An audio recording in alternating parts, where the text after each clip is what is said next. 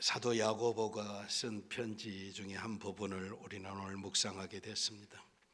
예수님의 제자 가운데 12제자 가운데 대표격이 되는 야고보가 있는데 그 야고보는 순교했습니다. 그리고 이 편지를 쓴 야고보는 예수님의 육신의 형제 중에 야고보입니다.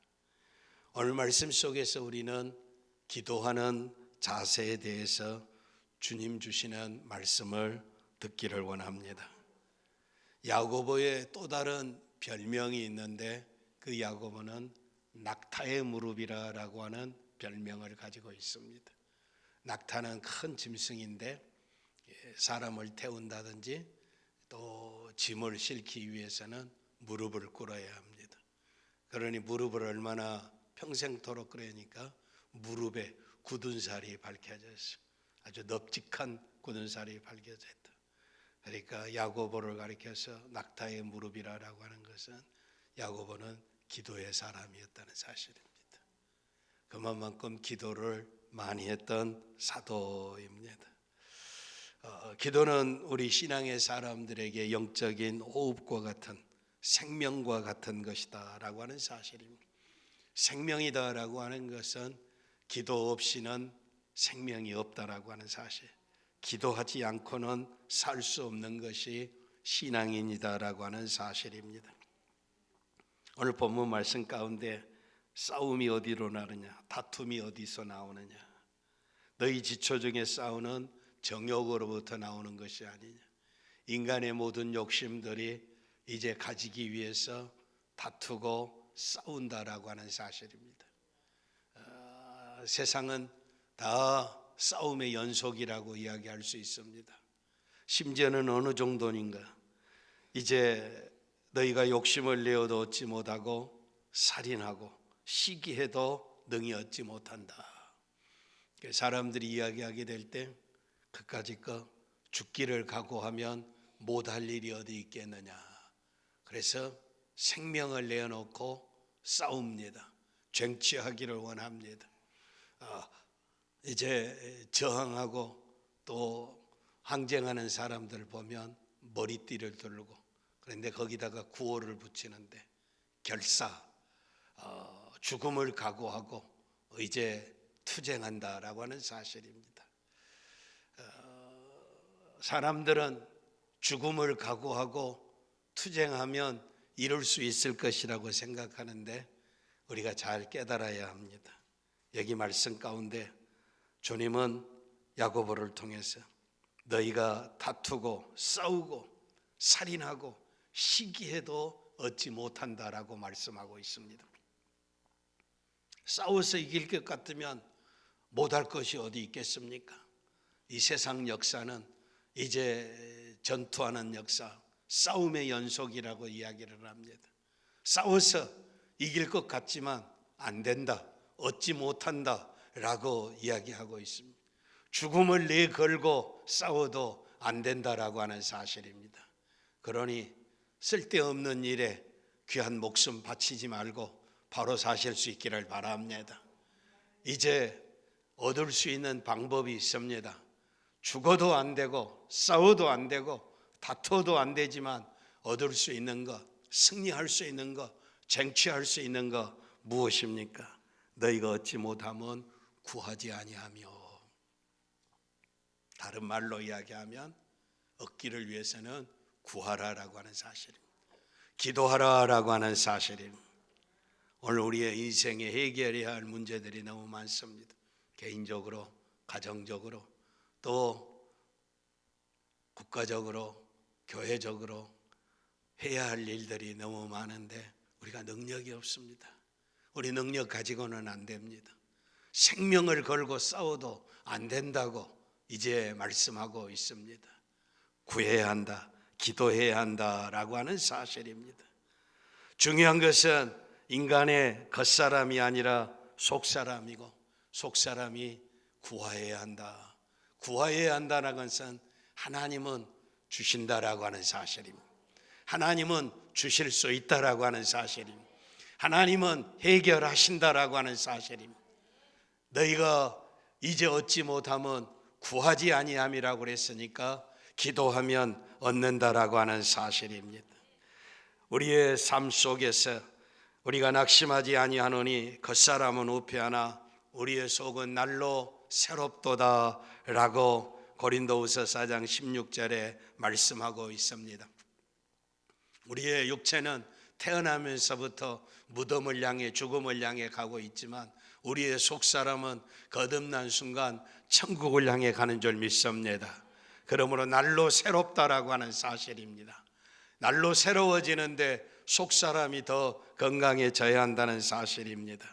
신앙의 에너지, 신앙의 능력, 신앙의 힘, 신앙의 지식이 어디서부터 옵니까? 언제나 속사람으로부터 온다는 사실을 기억해야 할 줄 믿습니다. 나를 믿는 자는 성경이 이런 것 같이 그 배에서 생수의 강이 흘러나리라 라고 말씀하고 있습니다.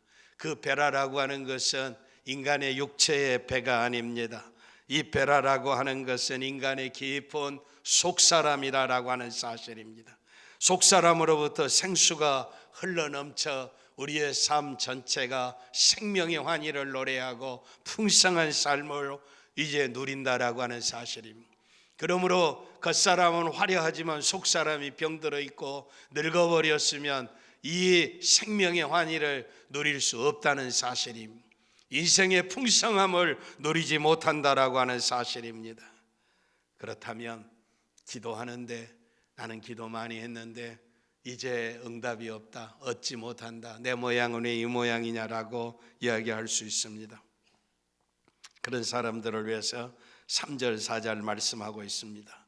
구하여도 받지 못하면 정욕으로 쓰려고 잘못 구함이니라 라고 말씀하고 있습니다. 구하여도 얻지 못한다라고 하는 것은 하나님이 듣지 아니하신다라고 하는 사실입니다. 하나님이 응답하시지 아니한다라고 하는 사실입니다. 여러분, 어린아이가 엄마가 칼 가지고 이제 사과도 깎고 요리도 하고 칼 가지고 하는 모든 일 보니까 신기하다고 그래요. 젖 먹는 어린아이가 이제 그 칼 나게 달라고 그러는데 그 아이에게 칼을 맡길 어머니는 없습니다. 불이 얼마나 좋은지 모릅니다. 따뜻하고 모든 음식을 다 요리하고 그래서 불을 주머니에 담고 다니려고 하는 사람은 없습니다. 데일 수밖에 없습니다. 타버릴 수밖에 없습니다. 어린아이가 불을 달라고 그러는데 불 가까이 할 수 없다라고 하는 사실입니다. 만약에 우리가 소원하는 대로 다 이루어 주었다면, 하나님께서 다 응답해 주셨다면 여러분 곰곰이 생각해 보시기 바랍니다. 여러분은 이미 이 세상 사람이 아닐, 언제 이 세상을 하직했는지 알 수 없습니다. 하나님이 우리에게 필요한 것만 적당한 때에 필요한 만큼 주신 줄 믿습니다. 아무리 구해도 정욕으로 쓰려고 하면 하나님 주시지 않는다라고 하는 사실입니다. 4절에 보면 가늠하는 여자들이여 세상과 벗된 것이 하나님과 원수임을 알지 못하느냐 그랬습니다. 누구든지 세상과 벗이 되고자 하는 자는 스스로 하나님과 원수가 되게 한다라고 하는 사실입니다. 기도의 응답을 받지 않는 이유 중에 결정적인 사실은 하나님과 원수되는 것입니다. 하나님과 원수지간인데 하나님 앞에 기도해서 응답받을 수 있겠습니까? 그런데 어떤 사람이 하나님과 원수입니까? 가늠하는 여자들이라고 이야기합니다. 남편이 있는데 아내가 있는데 다른 남자, 다른 여자와 음란한 행동을 하는 것, 바람을 피우는 것이 이제 간음하는 것입니다. 본문의 뜻은 이제 육체적인 간음도 되지만 영적으로 하나님을 믿는다고 하면서 세상과 벗하고 세상과 깊은 사귐을 가지는 행위들을 일삼는 사람들을 이야기합니다. 이게 간음하는 행위입니다. 우리가 사랑할 것은 하나님 한 분밖에 없는 줄 믿습니다. 하나님보다도 세상을 사랑하는 것은 간음하는 행위다, 우상 숭배하는 행위다라고 하는 사실입니다. 율법은 계명입니다. 계명은 지키면 복이지만 불순종하면 저주입니다. 파멸이 올 수가 있습니다. 계명은 나 외에 다른 신을 내게 두지 말라라고 말씀하고 있습니다. 하나님 외에는 한 분밖에 신이 없습니다. 세상의 어떤 것도 하나님으로 이제 섬겨서는 아니 됩니다. 이제 너를 위해서 새긴 우상을 만들지 말고 거기 절하지 말라라고 말씀하고 있습니다. 그건 우상 숭배입니다. 여러분, 오늘 우리의 가운데 하나님보다 더 사랑하는 것이 내게 있다면 내가 지금 간음하고 있다는 사실을 기억하시기를 바랍니다. 하나님보다 더 사랑하고 섬기고 믿고 의지하는 것이 우상 숭배다라고 하는 사실입니다. 우상 숭배하고 하나님보다 더 사랑해서 어쨌다느냐, 그건 하나님과 원수가 된다는 사실이에요. 하나님과 원수로 된 사람이 어떻게 행복해질 수 있겠습니까? 풍요로운 삶을 살 수 있겠습니까? 하나님과 원수된 자는 파멸이 기다리고 있습니다. 하나님은 이스라엘을 택하셔서 너는 내 백성이라고 이야기했지만 하나님 말씀에 이스라엘은 계속해서 불순종하고 세상을 사랑하고 우상을 숭배하고 하나님을 거역했습니다. 하나님 떠난 생활이 결국 어떻게 됐습니까?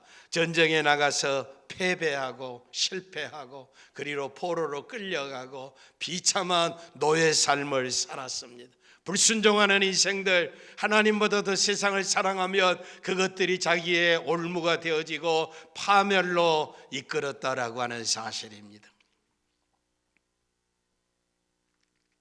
예배당 안에도 마찬가지입니다. 어떤 교회 집사가 있었는데 이 집사는 예배당에만 오면 좋습니다.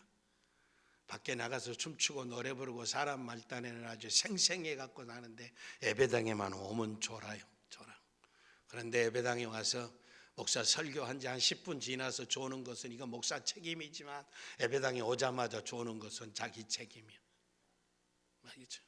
그런데 예배당에만 오면 조는데 이 집사가 그날따라 정신이 바짝 해가지고 목사 얼굴 한번 쳐다보고 부지런히 적고 있더라는 것입니다.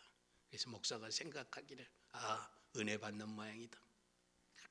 이젠 변화될 모양이다. 그리고 이제 예배 끝나고 집사 만나서 이제는 집사님 조는 막이 떠났는 것 같네요.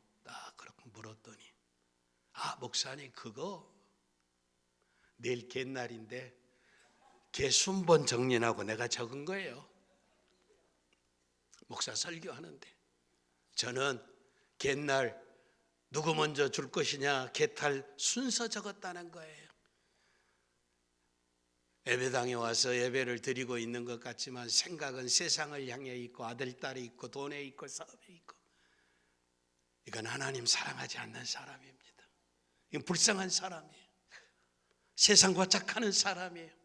세상과 버타는 사람이에요. 하나님과 원수된 사람이라고 하는 사실, 심각한 이야기입니다.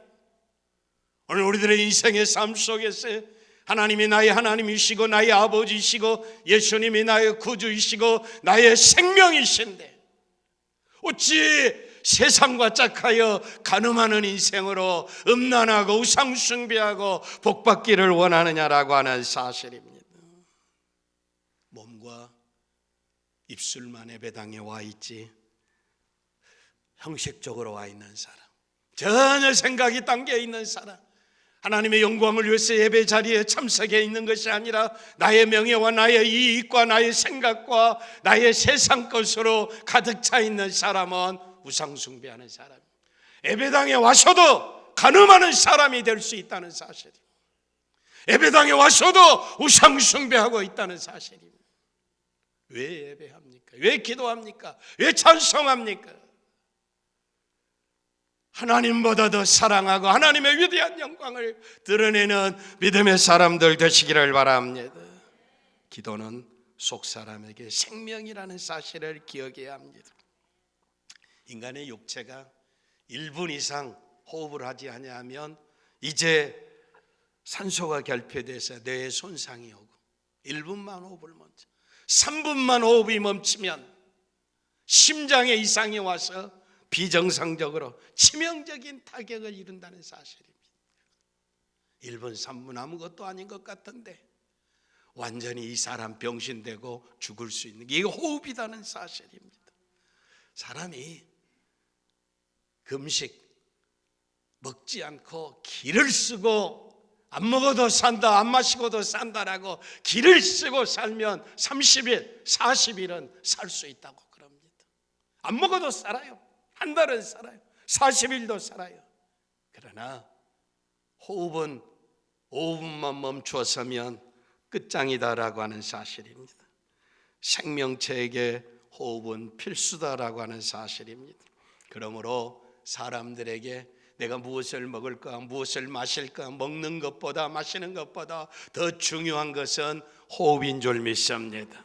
육체 호흡이 이렇게 중요하다면 영혼의 호흡은, 기도는 얼마나 중요하냐라고 하는 사실입니다. 돌아가셨다, 죽었다라고 이야기합니다. 그런데 죽은 사람을 뭐라고 이야기해요? 숨을 거두었다라고 이야기합니다. 숨을 거두었다. 숨이 끝났다는 사실, 숨이 거두어졌다는 사실. 숨이 거두어졌다라고 하는 사람은 죽은 사람이라고 하는 사실입니다. 성경은 우리에게 말씀하십니다. 쉬지 말고 기도하라라고 말씀하고 있습니다. 우리의 육체 가운데 평생 쉬지 않고 움직이고 일하는 것이 있습니다. 심장입니다. 그리고 폐입니다. 심장이 움직여서 피가 돌고 폐가 움직여서 호흡하고 있다라고 하는 사실입니다. 하나님은 꼭 집어서 말씀하시고 있습니다. 쉬지 말고 기도하라. 쉬지 말고 기도하라. 기도를 쉬는 것은 죽는 것이다라고 하는 사실입니다. 멈추면 죽는다라고 하는 사실입니다. 겉사람의 호흡과 속사람의 기도가 꼭 같습니다.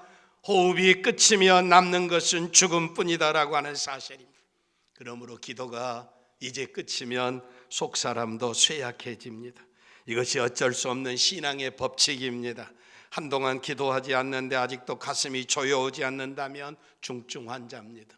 중증 환자는 이거 언제 죽을는지 알 수 없습니다. 기도 생활이 거의 끊겼는데도 속사람이 숨이 막히지 아니한다면 이건 영혼의 혼수 상태라고 하는 것입니다. 혼수 상태는 의식불명에 들어갔다는 사실입니다.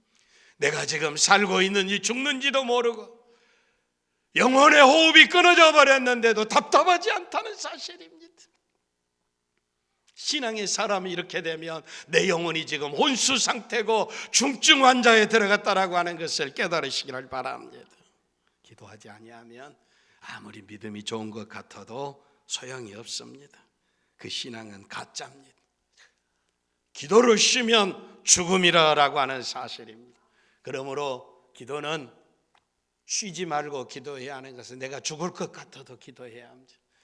밥을 먹어도 밥맛이 없어도 기도해야 합니다. 잠을 자도 자는 것 같지 않아도 기도해야 합니다. 아무런 것이 눈에 보이지 않는다 할지라도 기도해야 하는 것입니다. 일본이 우리나라를 이제 압제하고 모든 주권을 다 강탈해 갔을 때 믿음의 사람들에게도 하나님 앞에 이렇게 예배하기 전에 신사라고 하는 것은 죽은 귀신들을 모아놓은 것이 신사입니다. 거기 왕이나 장군들이나 훌륭한 사람들 죽었다고 그 귀신들을 다 모아놓은 것이 신당입니다. 그러니까 이렇게 하나님 앞에 예배 드리기 전에 일본이 와서 이제 동방요배 동쪽을 향해서 신사에 절하라고 이제 그리고 하나님을 찾아 예배하라 이야기합니다. 그런데 일제시대 우리의 신앙의 선배들이 하나님 외에는 다른 신이 없다고 죽기를 각오하고 감옥에 갇히고 매를 맞고 순교의 길을 걸어가면서도 신사 참배하지 않았습니다. 유명한 그 옥중 성도들 가운데 저기 영남 지방에 계시는 이제 한상동 목사님이 계십니다. 한상동 목사님 신사 참배 거절했다고 감옥에 끌려갔습니다. 감옥에 끌려가 매를 맞고 감옥에 사시는데 그런데 엎친 데 덮친 격으로 감옥에서 폐결핵에 걸렸습니다. 폐병에 걸렸다는 사실. 요즘이야 뭐 폐결핵 아무것도 아니고 약 잘 먹으면 그냥 금방 낫는데 우리 어렸을 때만 해도 폐결핵 걸리면 죽는 줄 알았습니다. 하물며 일제시대 때는 오직 했겠습니까? 한상동 목사님 폐결핵에 걸려서 다 죽어가고 있습니다. 그런데 꿈속에서 한 목사 기도해라. 환상 가운데 주의 음성이 들리더라는 것입니다. 그래서 한 목사님 기도했더니 3일째 되던 날 푸른 잔디밭에 서 있는데 찬란한 태양이 하늘에서 비춰오더라는 것입니다. 그 빛에 한상동 목사님 몸이 뜨거워지고 병이 났고 살이 찌기 시작했습니다.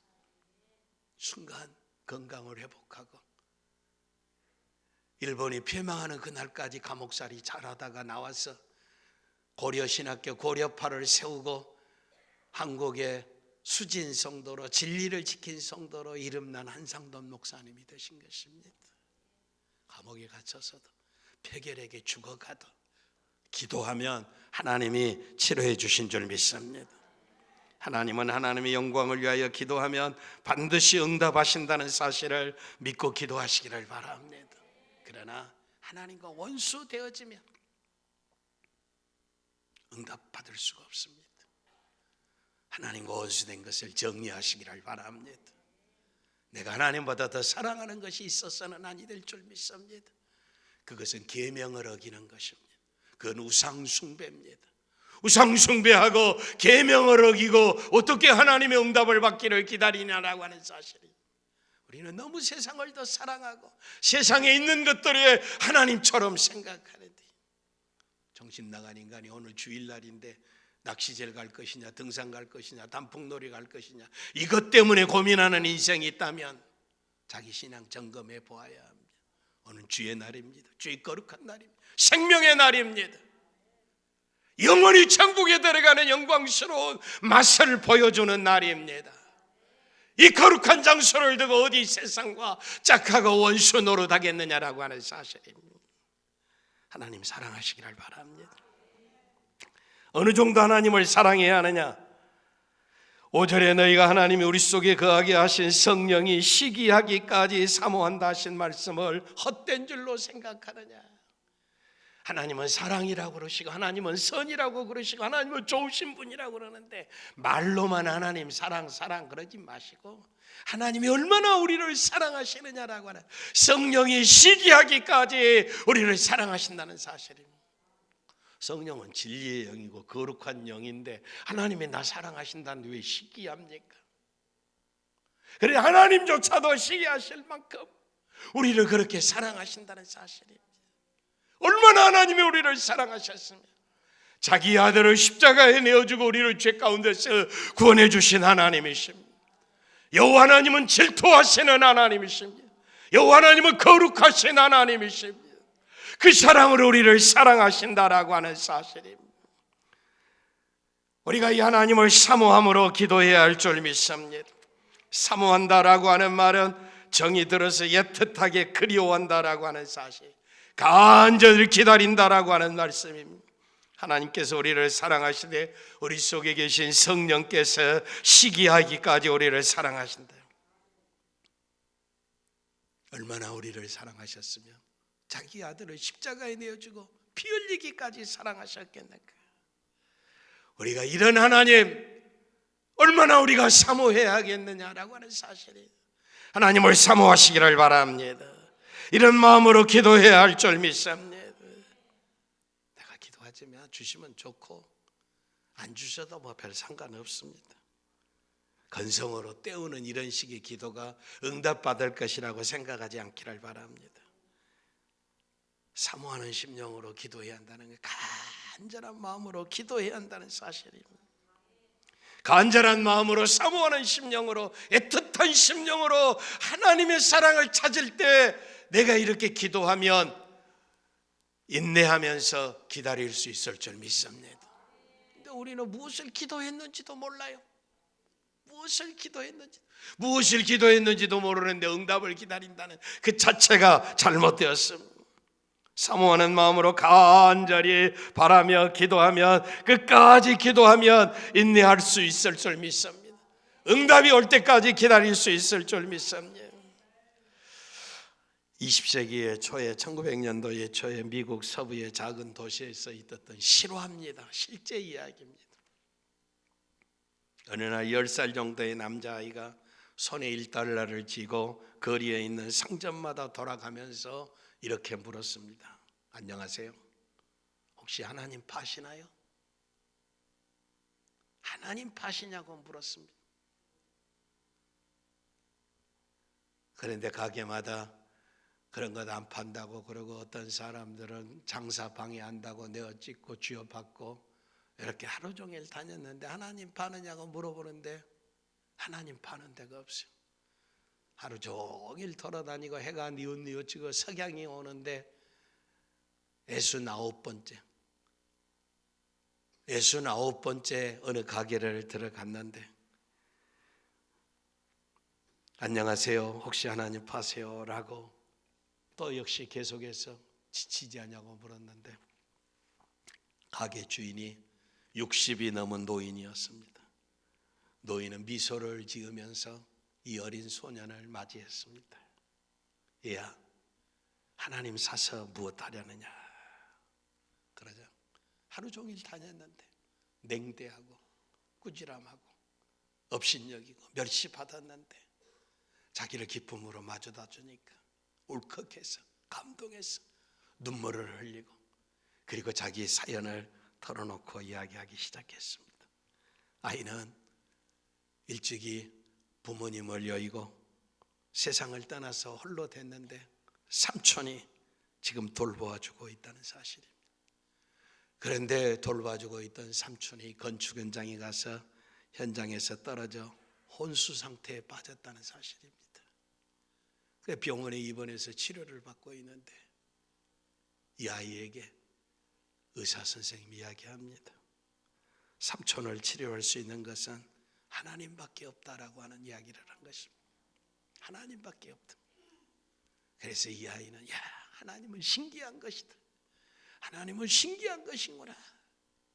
그리고 생각하고 삼촌에게 삼촌 염려하지 마.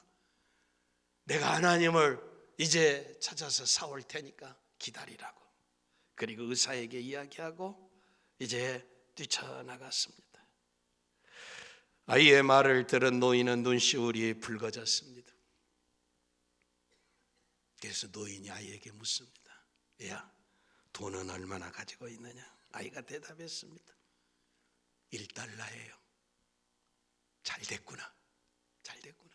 마침 하나님은 꼭 1달러거든. 하나님은 1달러거든. 그리고 노인은 아이의 돈을 받아 그리고 선반에 있는 하나님의 키스라고 하는 음료수를 건네주었습니다. 그리고 아이에게 이야기했습니다. 아이야, 여기 있단다. 야, 이 하나님의 키스를 마시면 삼촌이 금방 나을 거야 라고 말했습니다. 아이는 기뻐 뛰면서 아주 손살같이 병원에 달려가서 들어가자마자 자랑스럽게 외쳤습니다. 삼촌, 제가 하나님을 사왔어요. 이제 곧 나으실 거예요. 환희의 찬 음성으로 삼촌에게 자랑스럽게 이야기합니다. 그런데 문제는 그 다음 날이었습니다. 미국의 전 지역에서 유수한 의료 전문가들이 작은 도시에 몰려왔습니다. 그리고 아이의 삼촌이 있는 병원으로 와 아이의 삼촌을 진료하기 시작했습니다. 아이의 삼촌은 정말로 기적처럼 금방 병이 낫게 되었습니다. 그런데 퇴원할 때가 됐는데 정작 삼촌은 천문학적인 병원의 고지서를 보고 깜짝 놀라 쓰러질 뻔했습니다. 그런데 그때 병원 당국자가 어떤 억만장자가 이미 당신의 치료비를 다 지불했다고 이야기했습니다. 삼촌을 진료한 의료진도 모두가 다 이 노인이 고용한 전문 의사들이었습니다. 삼촌은 나중이야 이 아이가 마지막으로 들린 가게의 주인이 억만장자 노인이라는 것을 알게 됐습니다. 그래서 삼촌은 아이와 함께 노인의 가게로 찾아갑니다. 하지만 노인은 이미 여행을 떠나버리고 없었습니다. 그리고 가게 주인이 편지를 한 장 줍니다. 그 편지 안의 내용입니다. 젊은이, 내게 고마울 것 없네. 사실 모든 비용은 자네의 조카가 다 낸 것이니 말세. 자네에게 이런 기특한 조카가 있다는 것이 정말 축복이라는 것을 말해주고 싶네. 자네를 위해서 1달러를 지고 온 거리를 누비며 하나님을 찾아다녔으니 말이야.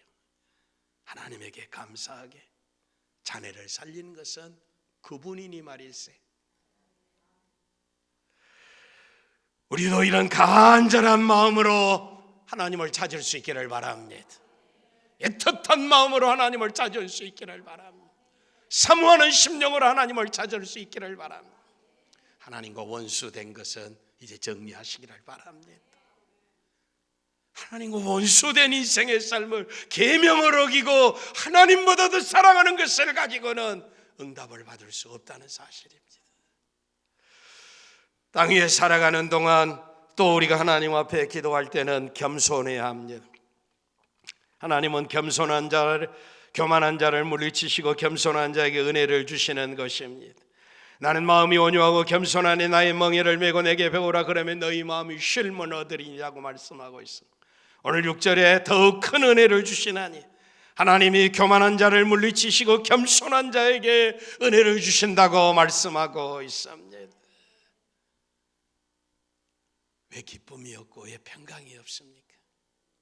왜 행복하지 못합니까? 되지도 못하는 것들이 어리석고 교만하기 짝이 없어서 자기가 무엇이나 되는 것 마냥 하니까 늘 불안한 것입니다. 기쁨이 없습니다. 평강이 없습니다.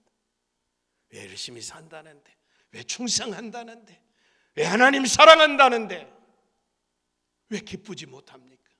왜 불안해합니까? 왜 평강이 없습니까? 교만하기 때문입니다. 자신을 알고 섬기고 겸손하면 존경받고 사랑받게 되어 있습니다. 겸손해서 응답받고 존경받고 사랑받으시기를 바랍니다. 오늘 이야기를 많이 하는데 강원도 속초의 주유소를 하는 집사 이야기입니다. 돈 있다고 교만하기로 소문난 사람이 주일날 낮에만 겨우 얼굴 이제 내미는 사람입니다. 그런데 어느 날 주유소에 느닷없이 검사반이 들이닥쳤습니다. 그리고 기름통에서 기름을 꺼내서 점검을 하더니 가짜 기름이라고 고발하겠다고 큰 소리치고 가버렸습니다. 다음 날 신문에, 지방신문에 대서특필됐습니다. 아무개 주유소에 가짜 기름 팠다고 소란하기 짝이 없었습니다. 이제 다 세상이 시끄러워서 집사집이 이렇게 난리가 났으니 목사님이 신방을 갔습니다. 신방을 갔더니 목사님 억울합니다. 가짜 기름 넣고 판 일이 없습니다. 목사님이 답변합니다. 바르게 살았으면 하나님이 반드시 억울함 풀어주실 터이라고 위로하고 말씀을 전하고 기도하고 돌아왔습니다. 그런데 다음 날 새벽 두 노예가, 새벽 기도는 먼 사람들인데 교회 와서 엉엉 울면서 기도하더라는 것입니다. 적당히 신앙생활하고 주일이나 하루 지키고 기도 없어도 얼마든지 잘 살 줄 알았는데 자신들이 얼마나 어리석고 자신들이 얼마나 교만했었는지 눈물로 회개하더라는 것입니다. 그 후 정확히 3일 후 기름을 운송하던 트럭 기사가 도중에 기름을 빼서 팔아먹고 가짜 기름을 넣었다는 것이 드러나 억울함은 풀렸다는 사실입니다. 어리석고 교만하고 내 인생 내가 잘하면 행복할 것이라고 생각하는데 언제 어느 순간 낭패를 당할는지 알 수 없습니다. 하루도 하나님의 사랑이 없이는 살 수 없다는 것을 꼭 기억하시기를 바랍니다. 땅 위에 살아가는 동안 호흡처럼 기도하라라고 하는 것은 하나님 의지하고 살으라라고 하는 사실입니다. 하나님을 사랑하는, 하나님과의 신령한 교제가 이루어지지 아니하면 살 수 없다라고 하는 사실을 겸손한 자세로 기도해야 합니다. 그런데 우리가 호흡을 하게 될 때는 호흡도 두 종류의 호흡이 있습니다. 들숨과 날숨이 있다는 사실입니다. 평생에 바다에서 물질하는 해녀들이 바닷속에 들어가다 숨을 잘못 쉬어서 죽는 수가 있습니다. 들숨은 산소를 받아들이고 날숨은 탄산가스를 배출하는 것인데 물속에서 오래 무엇인가를 잡다가 보면 자기도 모르게 숨 쉬는 시간을 놓쳐버리고 숨이 막혀서 죽는다는 사실입니다. 날숨은 내 속에 있는 탄산가스를 배출해내야 합니다. 이것을 배출하지 못하면 죽는다라고 하는 사실입니다. 회개해야 합니다. 어리석고 교만하고 불순종하고 말씀 안에서 살지 못하는 것들을 회개해야 할 줄 믿습니다. 그리고 하나님의 은혜를 받아들여야 한다는 사실입니다. 이때 하나님이 내게 생명의 놀라운 은혜를 주실 줄 믿습니다. 기도 특별 강조 주간입니다. 평생 기도해왔지만 오늘 우리가 회개하고 성령이 시기하기까지 간절히 사모하며 겸손히 기도하여 그리고 인내해서 응답받는 하나님 나라의 귀한 그릇들 다 되시기를 바랍니다.